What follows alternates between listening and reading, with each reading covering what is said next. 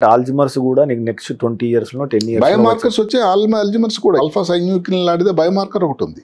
దానివల్ల ఎంతంటే 17 సంవత్సరాల ముందు ఆల్జిమర్స్ వచ్చే ముందు ఈ వ్యక్తికి ఆల్జిమర్స్ వచ్చే అవకాశం ఉందని చెప్తున్నది శాస్త్రం. ఇప్పుడు ఆల్జిమర్స్ లేదా ఒక తండ్రికి వచ్చింది అన్నప్పుడు కొడుకుకు లేదా బిడ్డకు లేదా మనమనికి వచ్చే అవకాశం ఎంత ఉంటుంది?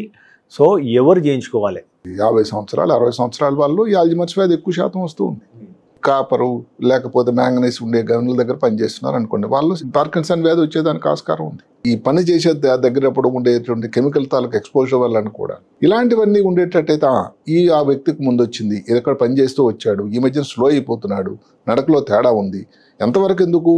ఈ మధ్య కాలంలో ఒక ఇంట్రెస్టింగ్ టెస్ట్ ఏంటంటే ఒక మహాతల్లి స్త్రీ వాళ్ళ భర్త తాలూకా వచ్చే చెమట నుంచి ఏదో స్మెల్ కనిపెట్టింది. ఆ తర్వాత వెళ్ళి డాక్టర్ దగ్గర వెళ్ళి కంప్లైంట్ చేస్తే డాక్టర్ అది మామూలుదేనమ్మా చెమట వాసన అని చెప్పింది. ఆమె ఇన్సిస్ట్ చేసింది ఇంకా. తర్వాత అదే పార్కిన్సన్ వ్యాధి అయిందని గమనిస్తారా? అంటే ఏమిటంటే ఏదన్నా కానీ అబ్జర్వేషన్, కొత్త అబ్జర్వేషన్ కానీ ఉండేటట్టయితే దానికి ఈ సైన్యూక్లిన్ కానీ అప్పుడే కానీ టెస్ట్ చేస్తే 10 సంవత్సరాల క్రితం ఆ స్త్రీ ఎన్ని డాక్టర్ల దగ్గరకు మెట్లెక్కింది, ఎన్ని హాస్పిటల్లో మెట్లెక్కింది ఏమోనని.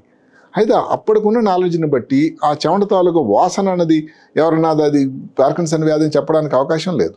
ఇప్పుడున్న ఏదైతే ఉందో వైద్య ప్రగతి అనేది చెందింది కాబట్టి ఇప్పుడు దానిలో ఒక పార్ట్గా యాడ్ చేస్తున్నాం. మాటకు ఉదాహరణకి డే టైం స్లీప్ అక్కడ ఉన్నట్టయితే దానికి ఒక కారణం అవచ్చు పార్కిన్సన్ వ్యాధి అని. ఏం తెలియకుండా మనబద్ధకం, ముందు కంటే కొంచెం స్లో అయిపోయాడు మనిషి. ఇవన్నీ కూడా ఏదైతే పార్కిన్సన్ వ్యాధి రావడానికి తర్వాత ముందు బాటలు వేస్తున్నాయని చెప్పొచ్చు. మీరు తీసుకునే అదే మందులు, అదే నాణ్యమైన మందులు మెడ్ ప్లస్ బ్రాండ్స్ పై సగం ధరకే.